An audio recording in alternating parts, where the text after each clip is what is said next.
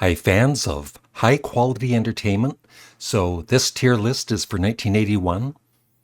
And I will say, I noticed with 1982, there were only 18 albums that I really knew well enough to rank in this tier list. So, the year before, 1981, there were 27.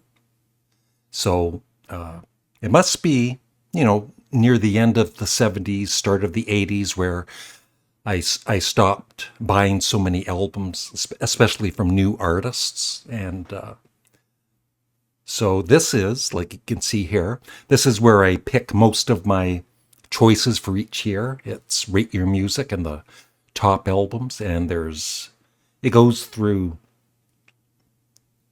quite a few, right?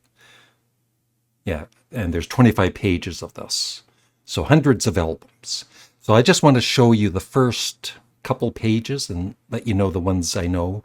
King Crimson, Discipline, of course I know. Don't know any of these. Rush, Moving Pictures, I've heard. I forget if I have it on my... Yeah, I do. I have heard it, but I don't know it super well. I never bought Kraftwerk's Computer World. Wipers, The Cure. I wasn't into The Cure in the early years. Later on I was. I never bought ELO's Time. So as you can see already, well, Blue Oyster Cult, of course, I bought that when it came out. But there's so many of these albums I've never even heard of.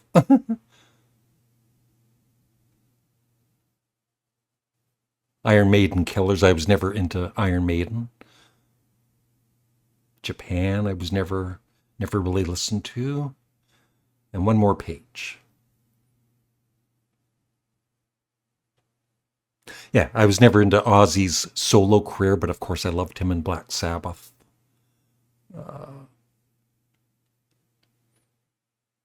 Yeah, they're slim pickings, even for 1981. Echo and the Bunnymen. I do like them, what I've heard, but back then I never really listened to them. And so I'll show you the one. And Prince, like I said later on, I was buying some of his albums, but his early ones I never did hear. The Go-Go's, Beauty and the Beat. I don't know if I included that one. Let me see here. We'll start. I don't see it there. Let me add that. There, so Beauty and the Beat is added. And I'm obviously going to probably miss, a small handful of other albums, but these are the ones that I kind of know enough to rank. So, the Moody Blues, I bought this album when it came out. Long Distance Voyager. I really liked it a lot. I love the Moody Blues. So I'm going to put that in A tier. And I have heard it recently on Spotify. Sounded great. Rush, Moving Pictures. I have not heard in years, but of course it is an awesome album. I got to put that at least in A tier. Adam the Ants, Prince Charming. I bought that when it came out. I didn't like it as much as the debut. I'll put that in C tier. Genesis, Abba Cab. It was pretty low ranked on Rate Your Music. Yeah, I love one of my all-time favorite Genesis songs is Keep It Dark. I think that's a very underrated song. No Reply at All is good, but it's, kind of a bit too poppy for my liking. But it had, still had some elements of prog in it on the album. So I will give that a B. The Undertones, Positive Touch, that is A. I think the Undertones are very underrated. I'll keep that right there. Yeah. Sparks, Womp That Sucker. That was their first album in quite a few years where they were back, doing rock music. And Angst in My Pants was even better. I will put that at the start of A tier. It could almost be S tier, actually, but Bob and Doug McKenzie. Great White North. Pretty funny. I'll put that in B. I love them on SCTV. Elvis Costello Blue. I'll put that in B. Just before Genesis. Reactor by Neil Young. I think, like when it came out, I bought it and I just thought it was kind of okay. What's that one song? T-Bone. Ain't got no T-Bone, something potato. It's just one line repeated and it goes on forever.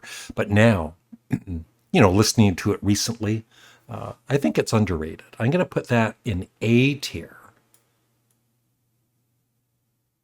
Just behind the Undertones. Phil Collins, see that one I can't rank. I think I had that there just to show you, there's a few really popular albums from 1981 that I never bothered listening to. But, I loved Phil Collins and Genesis, of course. Stevie Nicks, her first solo album I bought. I would rank it, Edge of 17 is a classic. I'll put it just ahead of Elvis Costello's Blue. The Rolling Stones, Tattoo You. I know that was kind of a cobbled together album, but still, I think it's great. I'm going to give that an A. Ahead of the Moody Blues. Devo. I was buying every Devo album that came out, and that was the last one I bought. New Traditionalists. I thought it was good, not as strong as their earlier albums. Put it there. Rod Stewart, Tonight I'm Yours. I really enjoyed that when it came out, and I don't mind. He of course kind of went pretty commercial, but he had a lot of pretty catchy songs. I'll put that in B. Right there.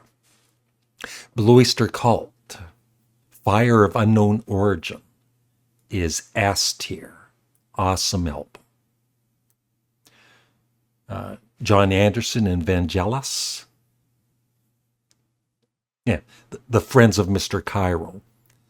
I liked the title track. The rest of it was, I don't know, kind of a snooze fest. I'm going to put that in C, ahead of Adam and the Ants. ZZ Top got El Loco. I think that's underrated. I think it's a fun album. I'm going to put that in A tier.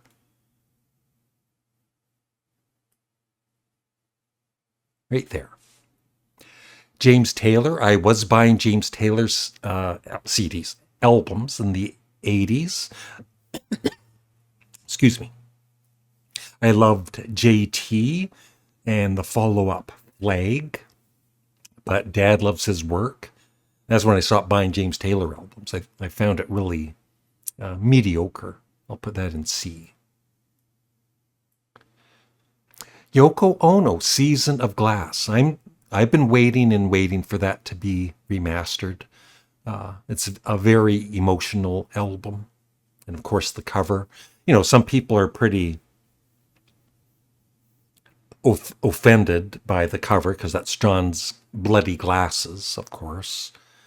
But I think John Lennon would have approved. Like, it's real. This really happened. Here's my bloody glasses. So I'm going to put that in A tier. I have not heard the album in a long time, but I absolutely loved it. Just have the Rolling Stones ahead of it.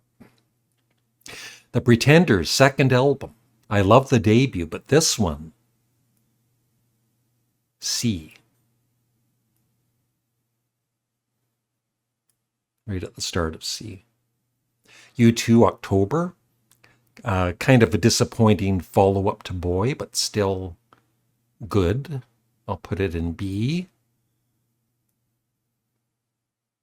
Right there. The Jay Giles Band, Freeze Frame. Yeah, I bought that when it came out. It was it was good. Like I said already, right? There's not too many S tier albums for 1981. I'll put that right there. Frank Zappa. I was still buying Frank Zappa albums every time they came out. You Are What You is S tier. King Crimson, Discipline is S tier. So we got some in S tier. Yay, more than one. Billy Squire, that's the one with the stroke on it, I think. That's the only Billy Squire I ever bought. It was good. I really like his vocals. I'll put that in B. Just before U2. The Go-Go's, their debut album. It was catchy. I'll put that in B. Right about there. George Harrison, Sometime in England, I believe it's called. Somewhere in England. It was C, the start of C. And then, like I said, that Phil Collins album, I'm not going to rank it. I don't know it that well enough. But Elvis Costello's Trust, I thought was another, not one of his best, but it was still a very good album. I would put that in A tier. Just ahead of ZZ Top. So that's it. Yeah. So only 3 albums in S tier. And once again, it's going to be interesting. I'm trying to put in order in the playlist of all of the years.